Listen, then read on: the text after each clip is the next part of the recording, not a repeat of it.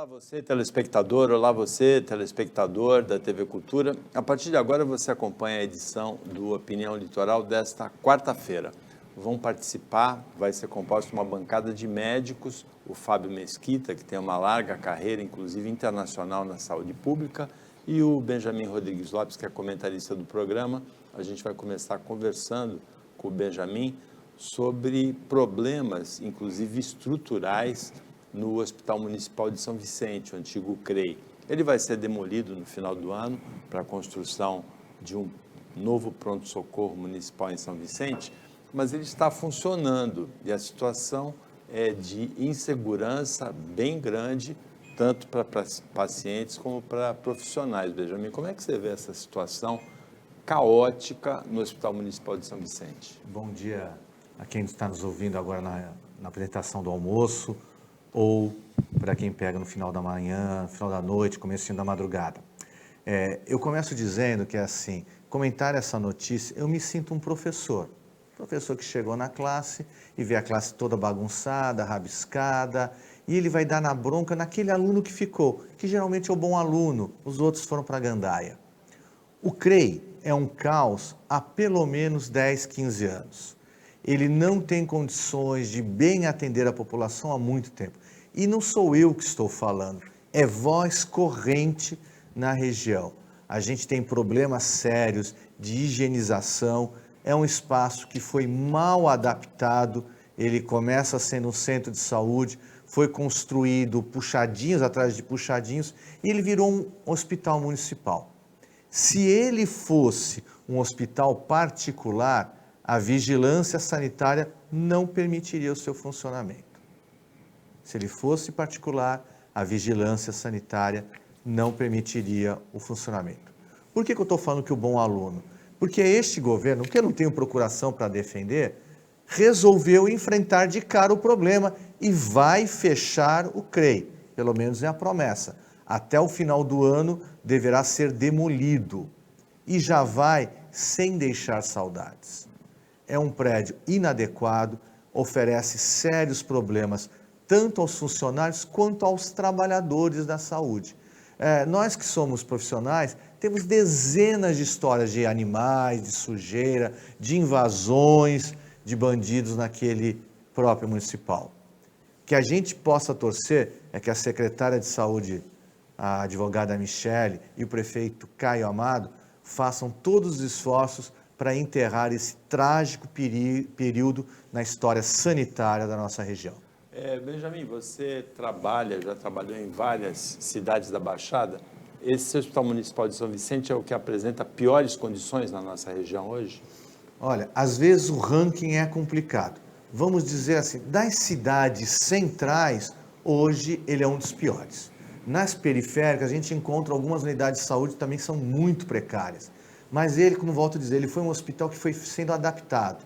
O antigo Hospital Santo Amaro também tinha problemas estruturais muito sérios, que foram saneados, foram resolvidos. Eu sempre conto que no meio do Santo Amaro tem um caixão, que é do fundador do hospital. Hoje é impensável você ter um caixão dentro de um hospital. Mas o Hospital CREI, Municipal de São Vicente, hoje está muito ruim. A maternidade municipal de São Vicente também tem sérios problemas que estão sendo reestruturados. O Hospital São José, que cedeia a maternidade, também tem vários problemas. E a gente pode encontrar em os próprios, das outras cidades, problemas graves. Mas respondendo a tua pergunta, acho que hoje é o pior. Fora do Brasil, você enfrentou situações desse tipo, Fábio? Você conhece o Hospital Municipal de São Vicente, não é? Eu conheço faz bastante tempo assim que eu não tenho contato com o hospital. O Benjamin trabalha aqui na região e certamente conhece melhor. Mas, sim, esse é um desafio de muitos lugares, onde não necessariamente a estrutura de saúde seja adequada para aquilo que é a necessidade, né? E o investimento em saúde no mundo todo, ele é um investimento aquém do necessário, né? Com raríssimas exceções, e essas exceções estão associadas a sistemas de saúde que são excepcionais, mas de maneira geral, a gente tem desafios dessa natureza em vários países do mundo. Aqui em Santos, Benjamin, nós temos o pronto-socorro da Santa Casa, que é um pronto-socorro de primeiro mundo. Agora, é a finalidade dele atender somente pacientes particulares? A Santa Casa é ainda a Santa Casa da Misericórdia de Todos os Santos? Ainda é. A Santa Casa, ela tem uma porção filantrópica, que diminuiu bastante nos últimos anos. Em alguns momentos, a Santa Casa dedicou 70% dos seus leitos aos leitos SUS. Houve uma mudança. E essa mudança, Paulo e Fábio, é em parte causada pela necessidade de sobrevivência do hospital. Nós estamos pegando todas as Santas Casas do Brasil, elas estão passando por um problema muito sério. A tabela SUS não normalmente ela não foi corrigida há muitos anos. Esse é um dos desafios que o novo governo, com o seu Ministério da Saúde, tem que enfrentar. Como fazer sobreviver esses hospitais filantrópicos com uma tabela extremamente defasada. Aquele prédio onde é o pronto-socorro da Santa Casa, até alguns anos atrás, era o pronto-socorro municipal. Ele fica dentro do terreno da Santa Casa, tinha sido cedido pela Santa Casa em comodato à Prefeitura de Santos e, por uma decisão, no mínimo controversa, foi devolvido à Santa Casa. O pronto-socorro central da cidade foi para a UPA Central, que é um belo prédio, mas que é aquém das nossas necessidades. Poucas pessoas sabem, o segundo andar do pronto-socorro da Santa Casa ainda é administrado pela Prefeitura de Santos. E lá é um reservatório de leitos. Pessoas que não têm vagas nos hospitais esperam internações mais adequadas lá. É uma das chagas que Santos tem que enfrentar. Como que você vê esse modelo, saúde pública, saúde privada? Tem o filantrópico aí no meio, que é a Santa Casa, que equacionou dessa maneira, né? O pronto-socorro da Santa Casa de Santos não atende pacientes do Sistema Único de Saúde, é só convênios e particulares. O Sistema Único de Saúde, Paulo, ele prevê exatamente isso do ponto de vista constitucional, do ponto de vista da estrutura do SUS, né? E por isso é chamado de Sistema Único. Ele é a soma do sistema público com o sistema privado, e aí com dois componentes, né? O sistema de convênios e o sistema particular, propriamente dito, que corresponde a 1% do sistema privado de saúde. 1%? Literalmente. O completamente privado, sem convênio, sem nada, né? Então, se você somar isso tudo, é chamado sistema único, não é sistema público somente, né? O sistema público, ele depende do momento, ele pode responder por 70% a 80% daquilo que no Brasil inteiro, né, significa do ponto de vista da assistência e do acesso da população. Mas isso foi completamente detonado nos últimos anos, em particular nesses 4 últimos anos. Já tinha sido quando o Ricardo Barros foi ministro do Temer, né, ele tinha já um discurso que era um discurso completamente privatizante, vamos dizer assim, do sistema, e eles buscavam um modelo que era meio parecido com o modelo que o Chile adotou, e que é um modelo que não interessa ao povo brasileiro, ao Brasil, etc.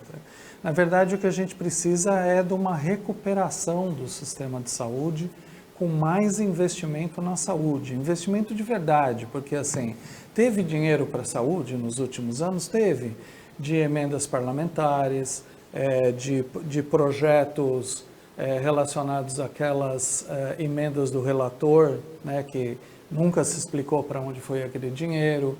Então, por exemplo, outro dia eu estava vendo uma matéria que uma cidade do Maranhão tinha feito mais testes do que a cidade de São Paulo. Uma cidade do interior do Maranhão, mais testes de HIV do que uma cidade de São Paulo. Isso era uma emenda parlamentar. Então, assim, ao invés de dar um sentimento para o SUS, que tenha um orçamento decente, que possa haver uma administração decente, que tenha fiscalização dos gastos, que possa acompanhar, muito foi feito no sentido, e hoje é um dia importante, já que é o dia da posse do novo parlamento, né? Um pouco dessa discussão de para onde vai o dinheiro. O dinheiro tem que ir para os estados, para os municípios, e a partir daí, junto com a iniciativa privada, compor o que é o Sistema Único de Saúde. Agora, esses 4 últimos anos, de uma maneira geral, assim, eles podem ser considerados atípicos em função da pandemia, não é, Fábio? Sim, perdão, tem um aspecto da pandemia, sem dúvida nenhuma. Agora, a pandemia não explica tudo o que aconteceu, né? Por exemplo, se você pegar a estrutura de determinados programas, que são programas históricos, são programas do Estado brasileiro de muitos anos, como, por exemplo, a vacinação, a pandemia não explica isso. Como é que nós derrubamos tanto a cobertura de vacinação de crianças, de doenças que já foram extintas do país? Isso a pandemia não explica, porque a pandemia foi global, ela não foi só aqui no Brasil. E as consequências aqui no Brasil foram muito mais graves, muito mais sérias do que em outros lugares do mundo. Em outros lugares do mundo não houve essa queda da cobertura não de nessa vacinação velocidade, de crianças? Não nessa dimensão. Claro que houve impacto. Até pela impossibilidade da criança ir até a unidade de saúde, ou até houve momentos em que nem podia ir mesmo, né? Eu acho que são vários fatores. Um dos fatores, sem dúvida nenhuma, foi esse. E isso teve um impacto em lugares, mas, por exemplo, eu vou dar um exemplo do HIV, né? Eu fui num evento, acho que até eu cheguei a comentar isso aqui, que me chamou a atenção. Eu fui num evento no Hospital Emílio Ribas no final do ano passado, os médicos estavam distribuindo medicamento para 15 dias. Eu estava trabalhando em Mianmar, que tinha uma situação política extremamente complexa, etc. A gente distribuía medicamento para 6 meses. A pessoa não precisava voltar a cada 15 dias lá, ela tinha o estoque de medicamento para 6 meses. Então, assim, foi muito errado o que aconteceu aqui nos últimos anos, né? Você sentiu isso também no Sistema Público de Saúde da Baixada, Benjamin? Quando o Fábio fala com propriedade, a gente lembra mais ou menos o seguinte: pandemia no mundo inteiro. No mundo inteiro morreram pessoas por causa do Covid. No Brasil morreram mais, proporcionalmente muito mais. No mundo inteiro, as pessoas ficaram em casa e não puderam vacinar suas crianças por algum período. No Brasil, elas não foram vacinar com muito mais facilidade. A gente juntou a pandemia, que virou um escudo, mas a gente não pode deixar de dizer o seguinte: olha, houve uma decisão política do governante de destruir pilares do sistema de saúde de um povo. Teve fome no mundo inteiro? Provavelmente teve, mas que nem o genocídio que aconteceu agora com os Yanomamis é inacreditável. São 30 mil pessoas, a comunidade Yanomami é 30 mil, é menor do que a menor cidade da nossa região, e deixaram chegar a este ponto. Nós tivemos represamento de cirurgias, tivemos grandes... o que o Fábio fala em relação ao HIV serve, por exemplo, aos medicamentos de uso contínuo. Na minha especialidade, os anticoncepcionais. Qual é a lógica da mulher que vai tomar um anticoncepcional ter que todo mês pegar a cartela no posto? Ou a injeção de trimestral dela ir a cada 3 meses lá? Ou no governo do estado, os remédios para osteoporose, a cada 3 meses ela tem que ir lá. Não tem lógica. O que o Fábio coloca o dedo é o seguinte: talvez mais perverso do que a maldade do governante é a ignorância do governante. É não conhecer o sistema e não pensar como é que eu vou me adaptar para que dentro das restrições da pandemia eu consiga viver normalmente. Sentimos muito na pele isso. Fábio, quais são os fatores que você entende que contribuíram para essa queda da cobertura vacinal? Tem uma postura do ex-presidente Bolsonaro contra a vacina de Covid, uma postura pessoal dele, não tanto do governo dele, mas uma postura pessoal, que foi até apontada num debate pela jornalista Vera Magalhães. Que outros fatores você vê que contribuíram para essa queda da cobertura vacinal? Tem fatores como, por exemplo, uma das áreas mais importantes do Ministério da Saúde na história, para todas as áreas, era a questão da educação em saúde e propaganda. Isso desapareceu. Por exemplo, eu andava em Yangon, que é uma cidade equivalente a São Paulo, em Mianmar. Você tinha cartaz de Covid, pôster de Covid, outdoor de Covid em tudo quanto é esquina. Assim, tinha informação, comunicação o tempo todo. Você ligava a televisão, via jornal, na internet o tempo todo. Aqui desapareceu a comunicação em saúde. Não teve nenhum estímulo para que as pessoas fossem. Deixaram de comprar vacinas, né? Aquela equipe de transição apontou isso. E agora, por exemplo, um dos problemas que está tendo nesse momento é que não tem vacina para dar. Não tinha estoque, né? E a reposição de estoque demora um tempo. Então, assim, são desafios de quem abandonou mesmo, de quem não se preocupou com uma perspectiva de futuro. Né? O Zé Gotinha sumiu e fez falta. Exatamente. O Opinião Litoral volta depois do intervalo, bem rapidinho. Fica aí com a gente.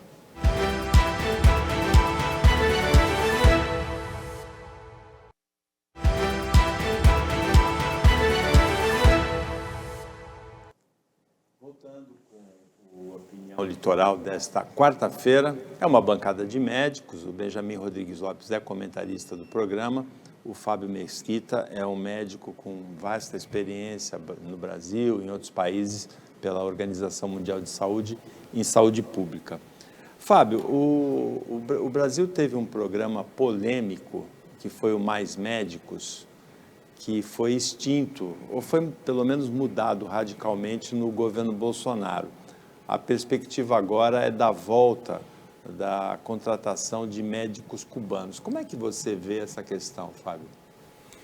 Eu acho que o Mais Médicos foi uma coisa extremamente importante para o Brasil em determinado momento histórico, né?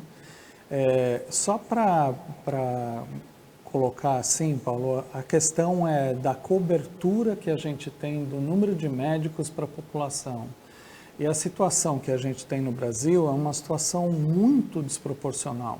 A gente tem alguns centros urbanos onde a gente tem muitos médicos, que daria uma proporção razoável para a população, mas a gente tem Baixada, por exemplo, tem muito médico, né? Tem uma proporção maior, né? Mas a gente tem lugares completamente abandonados, né? Inclusive na Baixada. Na Baixada, inclusive, por exemplo, na periferia da cidade de São Paulo ou em outros lugares por aí. Por exemplo, lugares como a Ilha de Marajó, eu me lembro de ter visitado na época do Mais Médicos, que eu estava no Ministério da Saúde nessa época, e as pessoas estavam dizendo que foi a primeira vez que viram um médico na vida, em anos, morando naquela região do norte do país. Então, assim, são desafios que a gente precisa resolver. Isso é uma excepcionalidade? Não. Vai ver a Grã-Bretanha, um dos melhores serviços de saúde do mundo. Mais de 1/3 das pessoas que trabalham como médicos na Grã-Bretanha são importados. Vai ver os Estados Unidos da América. Quantas pessoas que trabalham nos Estados Unidos da América, que tem um sistema de saúde bastante questionável, mas tem um espaço enorme para médicos lá, porque não formam um número de médicos suficientes. Então, a questão é, nós precisamos de médicos, nós precisamos mais médicos. Da onde vêm esses médicos? São questões que precisam ser equacionadas. Nós temos profissionais formados aqui na região que ainda não tem o registro no Brasil, tem a questão dos médicos cubanos, e eu conheci eles trabalhando lá no Pacífico, algumas ilhas do Pacífico, por exemplo, que os médicos cubanos, com o mesmo projeto semelhante ao Mais Médico aqui, hoje trabalham e são a principal força de trabalho em determinadas regiões onde não tem médico, nenhum médico quer ir trabalhar, e eles se colocam à disposição. Então, é uma opção, não é a única opção que existe, mas o programa como um todo, o programa Mais Médicos, é um programa extremamente importante. Você conviveu com médicos cubanos do Mais Médicos. Tem uma parte dos médicos brasileiros que rejeita a presença de médicos estrangeiros aqui, principalmente os cubanos, e o presidente Jair Bolsonaro expressou isso. Ele falou, o médico ficava só com R$2.000 e o resto do dinheiro que o Brasil pagava ia para Cuba, não foi o que o Bolsonaro falou, Benjamin? Eu estava brincando que, criticando Santos São Vicente, eu perdi 2 empregos. Agora eu vou brigar com os meus colegas médicos. Acaba a minha vida profissional. Não, mas eu tenho uma posição um pouco divergente dos Mais Médicos. Não vou dizer que o Mais Médicos não é um programa bom e exitoso. É muito bom, é muito exitoso. Eu, enquanto secretário de Saúde de Cubatão, conheci as Marias. As Marias eram 3 médicas cubanas que eram amadas pela população local. Vestiam a camisa do Sistema Único de Saúde, faziam medicina preventiva. Mas os Mais Médicos, ele quebra um paradigma nos profissionais de saúde médicos muito importante. Por que o médico não vai para a periferia? E quando vocês estavam falando que existem regiões do mundo que não tem mais médico, por exemplo, chegou um momento que eu era o único ginecologista da área continental de São Vicente. Não havia outro. Foram aposentando, foram saindo e não houve a reposição. Porque o custo desse profissional ir para lá, e o profissional médico é um profissional que investiu de 10 a 15 mil reais por mês numa faculdade particular ou numa pública, mas é muito caro. E o médico, ele faz uma opção de vida. Ele prefere ficar no centro urbano, onde ele tem as condições de trabalho da sua especialidade, ou se dirigir para a periferia, onde ele corre risco de morte, gasta tempo. Este é o grande erro fundamental do nosso serviço. Segundo problema, nós não formamos e não formamos ainda médicos generalistas, médicos compromissados com atendimento básico de saúde. Os médicos cubanos entraram com tudo nesse nicho de mercado. Existem lugares do país, como o Fábio falou, que nunca viu um médico e não verá se essa opção não for utilizada. Enquanto a gente não consiga garantir que os médicos formados no Brasil vão para a periferia. Nos países de língua anglo-saxão, há um outro problema. Por que os médicos são importados? Porque os médicos locais têm muito medo de serem processados. A indústria do processo médico é muito grande. Especialistas, por exemplo, cirurgiões plásticos, ginecologistas, são praticamente extintos. No Brasil, nós estamos extinguindo uma especialidade médica, que é o pediatra. A gente não consegue formar pediatras porque a remuneração não condiz com o investimento. O processo tem que ser repensado. O Padilha, quando criou os Mais Médicos, interfere no momento certo. O que a gente percebeu é o seguinte: se o Mais Médicos não é a solução ideal, o não Mais Médicos não melhorou, muito pelo contrário, piorou ou desmelhorou, se eu quiser criar um neologismo. Porque o que nós fizemos nesses últimos 6 anos é deixar a população que provou o fino biscoito passar fome de novo. Há regiões, a nossa região, que não tem mais profissionais de saúde médicos. Agora, Fábio, você conhece a medicina pública, a saúde pública em vários lugares do mundo. O conceito cubano de saúde é similar ao conceito da saúde pública no Brasil? A adaptação dos médicos cubanos no Brasil é uma adaptação tranquila? Como é? Ela foi uma adaptação muito produtiva, muito realista e bastante interessante. Eu me lembro de uma conversa que a gente tinha, que alguns dos colegas assim que eram contra a existência dos médicos cubanos diziam: mas eles não falam a nossa língua, como é que eles vão ouvir o paciente? E a pergunta que a gente fazia era: sim, mas você que fala a língua ouve o paciente? Então, assim, tinha um pouco dessa história, né, de que eles tinham uma formação muito humanizada, muito voltada para atenção, para exame clínico, para investigação de cada um dos pacientes. E por isso os pacientes gostavam muito dos médicos cubanos, assim, a maneira com que eles foram recebidos e tratados. O que mudou de lá para cá é que houve um enorme investimento nas escolas de medicina, em termos de abrir vagas, abrir escolas, abrir possibilidades. Então, que foi um investimento feito também pelo programa Mais Médicos. Exatamente, que tinha foi esse outro lado, né? Exatamente isso. Era para ter uma solução de futuro, né? Que não fosse uma coisa que a gente precisasse disso para a vida toda. Então, assim, o que precisa se analisar agora qual é a circunstância que a gente está nesse momento. Quantos médicos a gente tem disponível, como que a gente poderia recrutar esses médicos, como pagar bem, né? Como conseguir fazer esse investimento para que a gente pudesse recuperar o acesso da população aos serviços de saúde. Se isso vai se dar pelo antigo Mais Médicos, provavelmente não. Como que ele vai se dar ou não, eu acho que depende de uma análise desse momento. Mas há uma manifestação da ministra da Saúde favorável à retomada, inclusive dos médicos cubanos, não é, Benjamin? E é uma decisão judicial cobrando isso também. Porque o que a gente não pode é ter o vácuo. A gente pode criticar o programa, mas aí, não tem nada no lugar dele? Vamos voltar à situação que eu fiz a metáfora do fino biscoito? A gente precisa, com urgência, principalmente neste, e eu vou usar um termo que, me desculpe o Fábio, que é da OMS, aposentado, mas ainda tem o carimbinho da OMS, nós estamos quase na pós-pandemia. O que a gente percebeu nesse período de transição?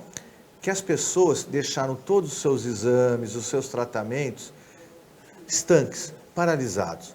Há uma cobrança enorme na medicina preventiva. Sim. Eu gasto hoje, tranquilamente, do meu tempo de atendimento, 95% pedindo exames de rotina. Pessoas que não têm queixas, mas que querem se prevenir. Outros profissionais com outro perfil gastam muito tempo no pós-Covid, nas sequelas que o Covid colocou. Mas a gente precisa levar isso para o interior, para as zonas escuras no sentido de ausência completa de saúde. São Vicente, que é um exemplo, São Vicente não consegue fazer um hospital na área continental. São Vicente não consegue garantir que as suas unidades tenham médicos generalistas. Isso serve para São Vicente? Serve para Cubatão, serve para Praia Grande, serve para o Guarujá, serve para Bertioga, a nossa prima distante, serve para as cidades da região do litoral sul, inclusive uma que nem maternidade tem. A gente precisa oxigenar, fazer com que esses profissionais cheguem lá. Investimento, faculdade, mais médicos. Acho que é o momento de somar força dos projetos para a gente começar a reestruturar. E passa principalmente, aqui na nossa região, existem distritos de saúde. O nosso distrito que pega a nossa região está acéfalo, não tem hoje um diretor. É ele que tem que ajudar a pensar essa situação. Precisamos cobrar do governador uma decisão. Quem vai pensar localmente a nossa região? O Fábio se referiu ao sistema britânico de saúde, o sistema público, que é um dos melhores do mundo. O ex-primeiro-ministro Boris Johnson, ele se opunha a esse sistema público de saúde, não aprovava. Ele teve Covid e foi atendido por profissionais estrangeiros, né? Um português e um da Nova Zelândia, e ele agradeceu, ele publicamente reconheceu o erro anterior dele. No Brasil, a gente teve o ex-presidente Lula com problemas de saúde sérios, sempre tratado no Hospital Sírio-Libanês. O presidente Jair Bolsonaro com problemas sérios de saúde, Santa Teresa, né? Como é o nome do hospital que ele fica em São Paulo? Um hospital particular também. Será que não faltou para nós um presidente ser atendido no sistema público de saúde, Fábio? Posso fazer uma vírgula só? Só para lembrar, para o bem e para o mal, que o primeiro atendimento ao atentado contra o Bolsonaro foi numa Santa Casa, foi no Hospital Filantrópico. Nem isso fez com que ele olhasse pelas Santas Casas. Toda a história do Tancredo Neves também foi Hospital Base no INCOR. Em Brasília, né? E depois transferido para o INCOR em São Paulo. Então, assim, nós tivemos histórias no Porque serviço muitas público. pessoas da população falam isso, né? Que o deputado, que o presidente deveria se tratar no sistema público de saúde, ou deveria ter os filhos ou os netos estudando em escolas públicas, para sentir de perto como é a questão, né? Eu acho que são questões importantes, mas só retomando, Paulo, nós estamos falando de um sistema único de saúde, né? Então, por exemplo, se há como isso ser pago com um seguro de saúde ou uma coisa desse tipo, isso é uma economia para o sistema público de saúde. Então, acho que depende muito de como é que isso foi manejado, né? Se foi individual, se foi o governo que pagou, alguma coisa assim. A gente fala brincando que... Uma pergunta que eu tinha para você também, em relação a Mais Médicos, você conviveu com as médicas cubanas em Cubatão. Houve problemas de comunicação entre médicos e pacientes durante o trabalho desses médicos estrangeiros, que não eram só cubanos, Os cubanos eram grande maioria.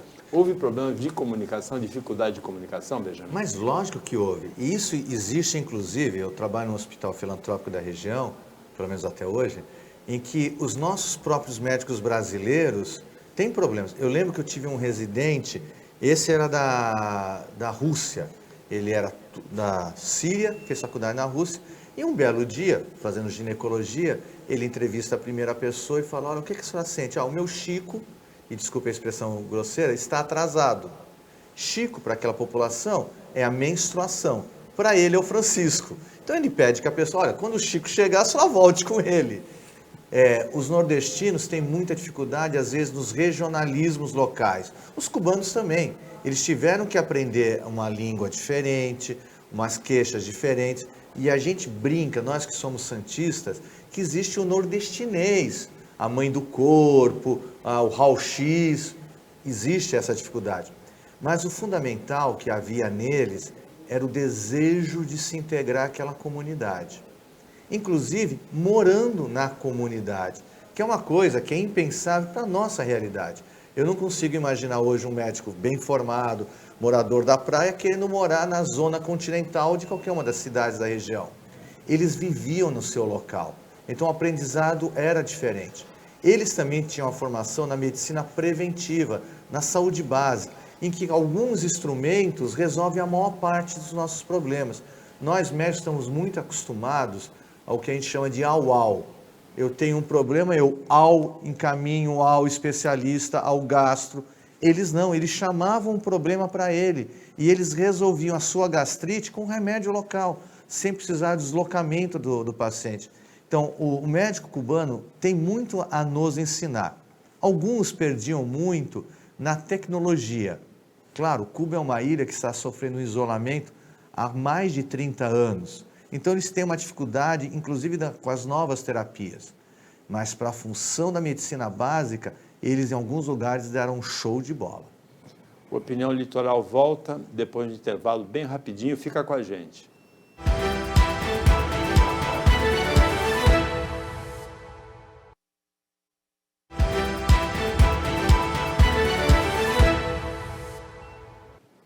Voltando para o último bloco do Opinião Litoral desta quarta-feira. Fábio Mesquita, médico, saúde pública, Benjamin Rodrigues Lopes fazem a bancada. Eu fiz uma consulta aqui, Benjamin, foi no Hospital Vila Nova Star, que o presidente Jair Bolsonaro ficou internado em São Paulo quando ele teve obstrução intestinal no começo do ano passado, né, janeiro de 2022. Mas a facada, o suposto atentado, ele ficou na Santa Casa, salvo engano, de Juiz de Fora, que é o primeiro atendimento. O primeiro atendimento foi lá em Juiz de Fora. O governador Tarcísio de Freitas, a gente chegou a comentar ontem aqui no Opinião Litoral, que ele iria sancionar o projeto de lei de autoria do deputado estadual Caio França, do PSB, de que disponibiliza pelo Sistema Único de Saúde em São Paulo medicamentos à base com o princípio ativo do cannabis, da maconha. Como é que você vê essa questão, hein, Benjamin? Eu estava esperando essa pauta porque, assim, eu tenho um livro de cabeceira, toda noite, antes de dormir, o Paulo Schiff reza. Eu toda noite, antes de dormir, leio o FEBEAPA, Festival de Besteiras que Assolam o País. Então eu já vou começar do fim para o começo. Eu sou totalmente a favor do uso do cannabis na forma medicinal, não tenho problema nenhum. Mas eu quero lembrar que o governador é um governador, ele não é Bolsonaro raiz, ele só era o ministro do Bolsonaro, ele só foi eleito com o dedo do Bolsonaro. Um governo que não acredita em vacina, mas que libera a maconha e é conservador. Olha, esse país tem que ser reescrito. Parabéns pela decisão do nosso deputado de fazer a lei e parabéns ao bom senso do governador que conserta um grande problema. Pessoas precisam, pessoas que têm epilepsia, pessoas que sofrem de câncer, que fazem radioterapia. A cannabis é um princípio que tem várias aplicações, mas que foi tão desconstruído pelo conservadorismo tóxico que, olha, que bom que parece que o Tarcísio se afasta um pouco da toxicidade de onde ele nasceu. Agora, Fábio, para quem trabalha com ciência, é difícil de entender que em princípio ativo seja visto com preconceito, não é? Sim, sem dúvida. Em primeiro lugar, eu queria cumprimentar o deputado Caio França, porque foi uma excelente iniciativa, extremamente importante, e coloca de volta São Paulo um pouco nesse rumo, né, via Assembleia Legislativa, de que a gente pauta um pouco avanços na saúde do Brasil. Por exemplo, só para lembrar, né, os antirretrovirais para o HIV, a primeira lei que garantiu antirretrovirais para o HIV foi aqui de Santos, e depois virou a Lei Sarney 6 meses depois, para virar uma lei federal 6 meses depois. Então, a iniciativa do Caio é perfeita. É interessante que o governador Tarcísio tenha sancionado essa medida. Eu conheço muita gente que precisa dessa medicação caríssima, custa cerca de 700 a R$1.000 por mês. Então, assim, é importante que o Sistema Único de Saúde possa prover. O governo do estado de São Paulo, inicialmente, e depois no futuro, eu espero que o SUS possa prover em todo o Brasil. E é, sem dúvida nenhuma, uma iniciativa importante. Só voltando um pouquinho, polemizando com o Benjamin, só para lembrar, né, a estratégia de redução de danos mais arrojada do planeta Terra no século passado, né, há 30 anos atrás, ela foi na Grã-Bretanha. E quem dirigiu essa estratégia foi a Margaret Thatcher, que era uma conservadora. Então, assim, os conservadores, eles têm um pragmatismo que muitas vezes a esquerda não tem, né? Então, por exemplo, os conservadores, eu acho pouco provável que criariam uma diretoria de comunidades terapêuticas no Ministério, no Ministério da Cidadania, né? Mas poderiam ter criado no Ministério da Mulher. Da mulher, Damares. Da Damares. Sim, né? talvez com ela. Mas o que eu estou tentando dizer é o seguinte, eu não estou falando do Bolsonaro. O Bolsonaro, governo pra mim, Lula, ministro Wellington Dias. Isso, o Bolsonaro para mim não é um conservador, ele é um extremista, um radical, um fascista, que você não pode considerar conservador. Conservador são pessoas tipo Boris Johnson, que você acabou de mencionar, ou a Margaret Thatcher, ou, enfim, pessoas com quem você possa dialogar, né? Que você discorda, não precisa concordar, mas você pode dialogar. Esses são os conservadores, os outros são extremistas, né? A gente está falando de pessoas sérias. Em relação às comunidades terapêuticas, eu acho que, eu já falei isso várias vezes, já escrevi várias vezes, que elas não são nem comunidades, nem são terapêuticas. Não há nenhuma evidência científica de que isso funcione no mundo inteiro. E isso, para mim, é um cloroquina-like. É você defender que a cloroquina é boa para tratar o Covid. Você dizendo que a comunidade terapêutica, comandada por essas igrejas que usam a Bíblia como terapia de substituição, são a ciência para resolver um problema tão sério como o problema de drogas. Você também ficou desagradavelmente surpreendido com essa iniciativa do ministro Wellington Dias, Benjamin? Eu quero primeiro confessar que eu arreguei. Eu não vou lutar de espadas com o Fábio Mesquita. Se tem alguém no Brasil que sabe de redução de drogas, nessa briga eu não colo. De danos. Até porque quem implantou e quase foi preso aqui foi o Fábio Mesquita, nesse momento num governo de esquerda. Quando a gente define conservadores, a gente tem uma dificuldade enorme de dizer, conservador no quê? Nos costumes ou na política econômica? Essa mistura existe no mundo inteiro. O Boris Johnson é aquele cara que tem o cabelo completamente doido e que perde o poder porque fazia festinha durante a pandemia, mesmo depois de pedir desculpas porque errou lá. Então, eu sempre me lembro de um filme, acho que é da nossa geração, que chama-se Gaiola das Loucas, que o presidente do Partido Conservador ia ter um filho que ia casar com um gay, e tinha uma confusão toda, o pai dele era gay. Então, é um problema. Eu acho que nós vivemos hoje, neste momento, um governo de colisão, e não é coalizão. Porque a gente precisa reconstruir um país que está rachado ao meio. Eu tenho certeza do governo Lula, dos partidos que o apoiam desde sempre, que algumas medidas são difíceis de engolir. Esta que o Fábio pinça com a sua clareza cirúrgica é uma delas. Nós temos dificuldades de oferecer políticas de enfrentamento ao combate de drogas. Mas a gente sabe que as comunidades terapêuticas não são essa política. Talvez seja mais difícil dizer o que seja eficaz, mas é mais fácil dizer o que não é eficaz. A gente cria pessoas, isola essas pessoas, troca uma dependência química por uma dependência material, pessoal, e acaba não resolvendo este problema. Acho que com vozes como a do Fábio Mesquita, clamando, e não aos céus, mas ao bom senso, a gente possa, pelo menos, reverter essa decisão. Agora, Fábio, para encerrar a nossa pauta totalmente voltada para questões de saúde, aqui nessa quarta-feira, a gente vai falar um pouquinho de saúde mental e transfobia, Fábio. É importante, Paulo, muito obrigado por buscar essa pauta, né? Dia 29 de janeiro é o dia que a gente celebra, né? O dia contra a transfobia, né? Um dia que a gente celebra a existência da população trans e que é uma população diversa, mas que é uma população como qualquer outro cidadão brasileiro, etc.